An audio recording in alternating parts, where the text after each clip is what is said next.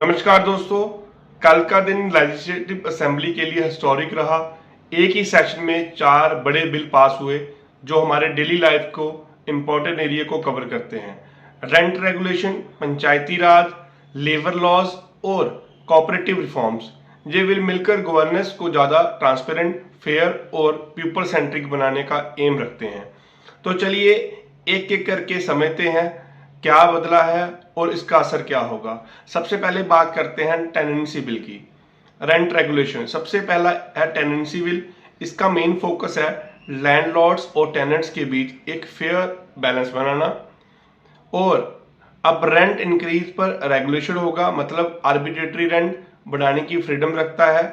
Tenants को मिलती है अविक्शन से प्रोटेक्शन और लैंडलॉर्ड्स को इंश्योरेंस की एग्रीमेंट के खत्म होने के बाद प्रॉपर्टी इजीली वापस मिल जाए। दोस्तों बहुत ही अच्छा इनिशिएटिव है।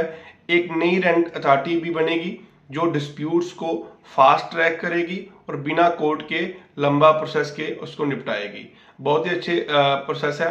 अगर सिंपल वर्ड्स में कहें, जे बिल कह रहा है protection for tenants, confidence for landlords.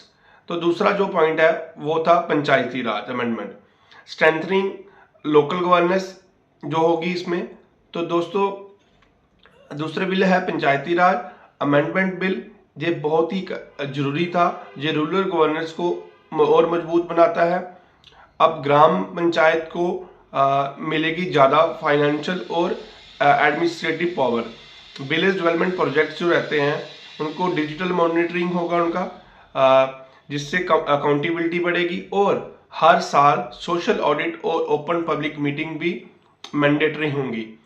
लेकिन इसका मेन मोटिव है पावर्स टू द पीपल, मतलब जो पंचायती राज एक्ट का मेन मोटिव था वही ये लागू करने जा रहे हैं। मतलब डिसीजन मेकिंग अब विलेज के हाथ में रहेगी, सही मायने में सिर्फ सेल्फ गवर्नेंस होगी।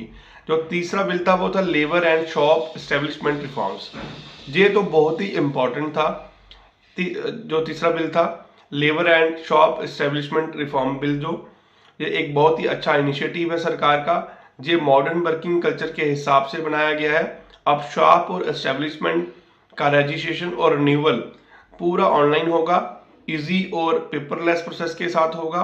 फ्लेक्सिबल वर्किंग आवर का ऑप्शन भी मिलेगा ताकि बिजनेसेस अपनी कन्वीनियंस के हिसाब से काम कर सकें, लेकिन वर्कर की सेफ्टी स्टैंडर्ड्स और वेलफेयर नॉर्म्स को भी स्ट्रेंथन किया गया है। दोस्तों ये रिफॉर्म बहुत जरूरी था लेबर लॉज के लिए, क्योंकि जो लेबर तबका था उनको अपने राइट्स नहीं मिल पाते थे। तो ये बिल एक बैलेंस क्रिएट करता है, ease of doing business for employer and security for workers के लिए। दोस्तों जो चौथा बिल पास हुआ है वो है कोऑपरेटिव सेक्टर का बिल, जिसे हम बोल सकते हैं कोऑपरेटिव सेक्टर रिफॉर्म्स। और ये बहुत ही इंपॉर्टेंट था। कोऑपरेटिव सेक्टर रिफॉर्म जो है वो हमारी सोसाइटी को एक मतलब कोऑपरेट करते हैं, मॉडर्न और ट्रांसपेरेंट बनाने के लिए इंट्रोड्यूस किया गया है ये बिल। जो अब कोऑपरेटिव इलेक्शंस ई वोटिंग से होंगे, फेयर और पार्टिसिपेटिंग प्रोसेस के साथ होंगे। ऑडिट्स को ट्रांसपेरेंट और टाइम बाउंड बनाया गया है। मेंबर्स को डिसीजन मेकिंग में ज़्यादा पार्टिसिपेशन मिलेगी और जो लोगों के मुद्दे रहते हैं वो भी हल होंगे। यानी कोऑपरेटिव इंस्टीट्यूशंस को मिल रहा है एक नया डिजिटल और डेमोक्रेटिक फेस।